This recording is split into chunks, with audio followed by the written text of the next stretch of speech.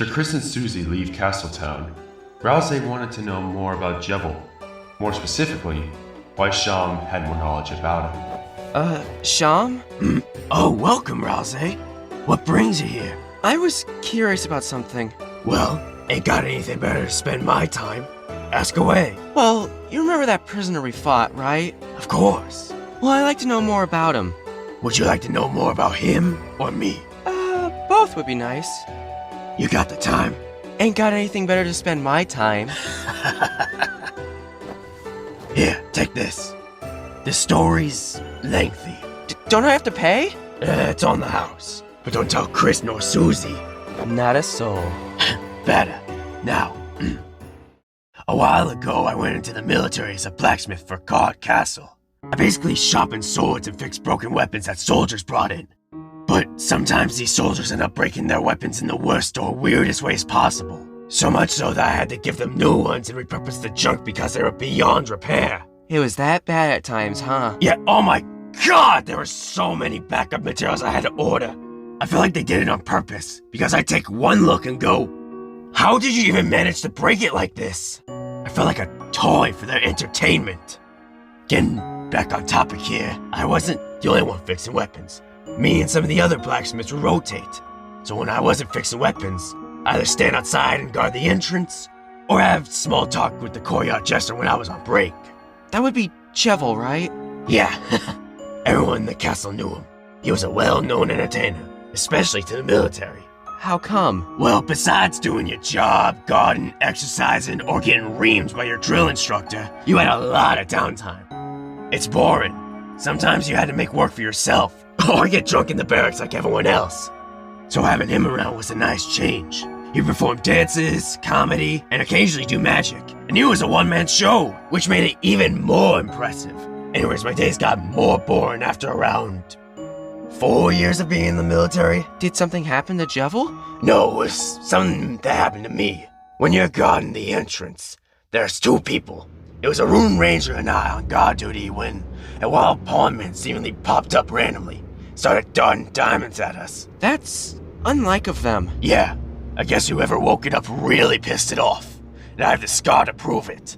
You do? Yeah, how do you think I got this button eye? Oh dear. It was a pain going in, and it was a pain going out.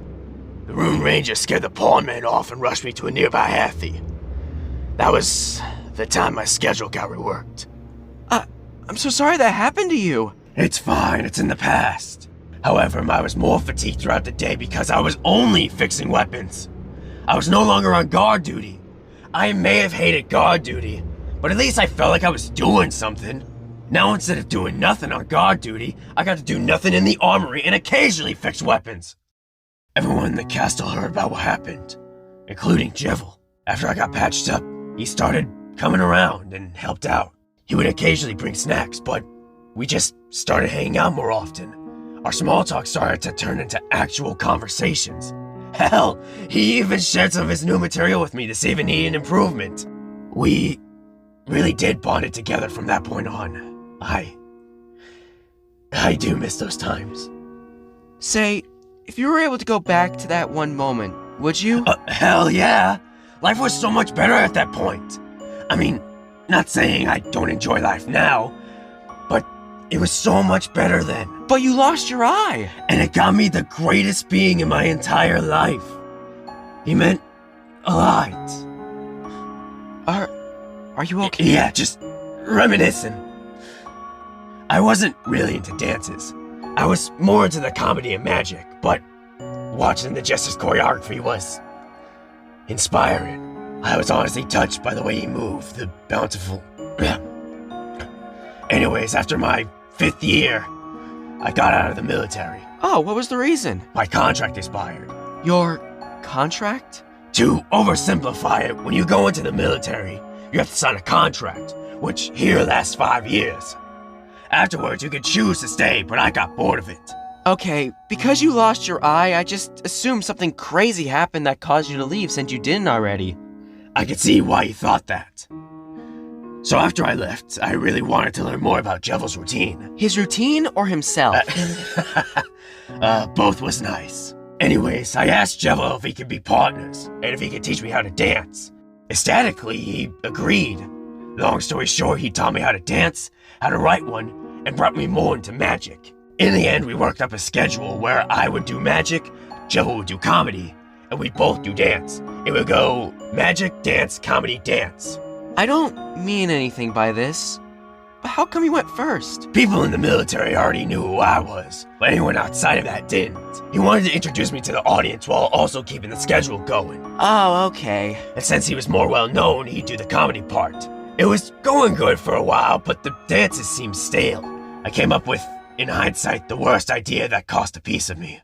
I asked Jevil if we should start using our attacks for extra flavor to the dances. Think of it as fireworks. At first, he was iffy, understandably so. But we started some choreography with the attacks involved, and we made sure the attacks didn't leave the stage, so that way it didn't hurt anyone. After a bit of practice, it kinda grew on him in a way. So if you two agree to use your attacks for non-violent entertainment purposes, why would you consider it your worst idea? I'll get to that.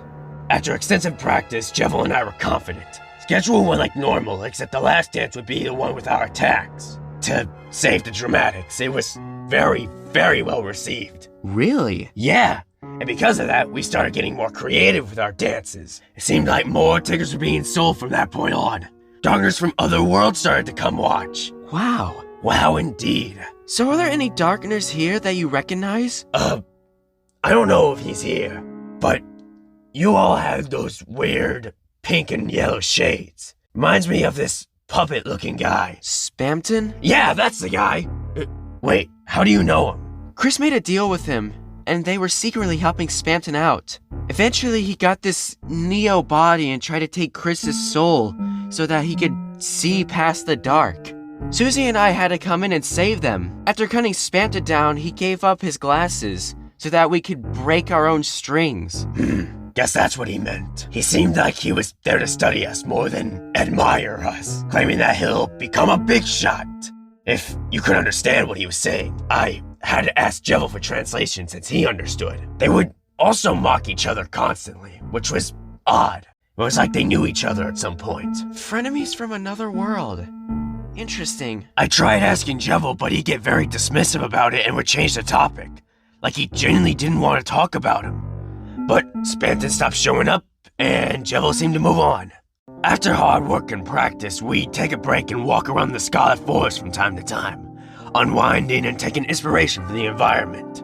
However, I remember Jevil just disappearing. Worried, I called out his name.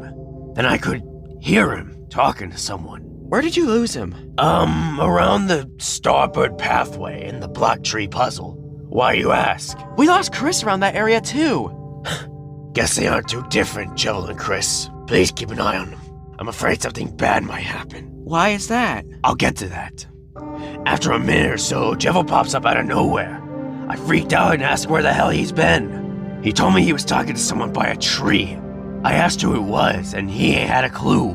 He thought it was probably a weird fan because he offered a blank white card. Of course, he assumed the fan wanted an autograph, so he signed it, and the second he looked up to return it, the bean was gone.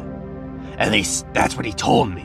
I knew I should have looked more into it, because afterwards our material slowly changed. Our material was more lighthearted then. Like us Darkners were ever capable of light.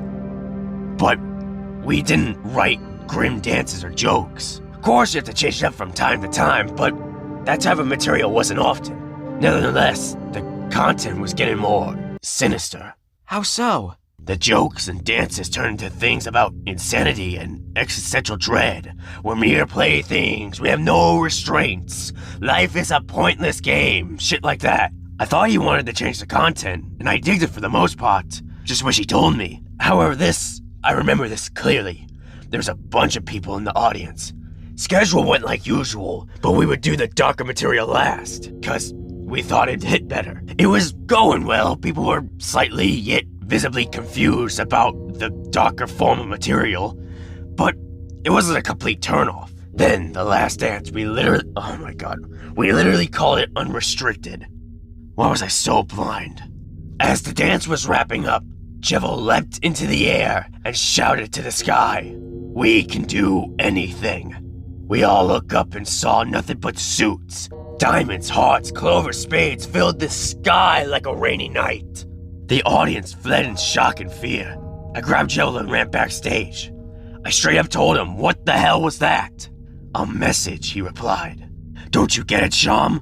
We live in a game, standing by rules we choose to follow. But we don't have to follow the rules. In fact, when you do, life's much more hollow." It was when I realized that it was a change in character, not in content. How did you respond to that? I couldn't. I was stunned. I just couldn't believe that he was saying that. It was such a drastic change, I didn't know what to do. As Jevil walked away, King Spades came by and pulled me aside, telling me that he's too dangerous to be kept uncontained. So I was forced to come up with a plan to capture Jevil since I had the most intel. I don't want to go into the details of it, but I basically manipulated him into locking himself up. Or, in his perspective, help him lock us all up. He wanted freedom, so I gave it to him. Problem was, he was wanting to share the freedom with me. I told him I would come back. That I'll... Look, you don't have to tell me if you don't want to. But I never did. It felt terrible. Even after retirement and started this shopkeeping business, I remember his words, his jokes. They didn't make complete sense to me, but it wasn't incomprehensible. I kept thinking about him, wondering how true his words actually were. Eventually, after leaving him in the dark, I wanted to visit him one last time. And he was a completely different jester. It broke me. That's not the Jevil I've known. Since that point on, my world has become darker, yet darker. I couldn't believe it. What happened to him? I'm sorry. Don't be. The only one that should be sorry is myself. I started a partnership with a jester, only to see that I was the real clown. Don't say that. You couldn't have known. You did the right thing, Sham. Ralsei, look at me. I'm an old, retired shopkeeping cyclops barely making it through the day in ragged clothing. I don't have anyone to talk to anymore, as I count my days alone. I'm a joke. Sham. If only I listened to him. Sham. Maybe if I didn't lock him up, Sham. we would be in a better place. Sham, pull yourself together. I understand that your world is without light, but look around you. The Runans, the Hathies, Lancer, look how happy they are. They are here because of you. Jevil may have been your angel, but think of what would have happened to everyone else. If you didn't lock him up to his freedom, imagine what he could have done to the castle, let alone the whole dark world to achieve such freedom. I see. Listen, if you need someone, just tell me. Talk to Swatch if you have to. I bet they've talked to a lot of customers. I'm sure they know how to talk to you. I appreciate the help. Thank you. No need to thank me, just... What? Something's wrong. What's wrong? I have to go. A new dark fountain just opened. Have a good rest of your day, Sham. And please stay safe. You stay safe too.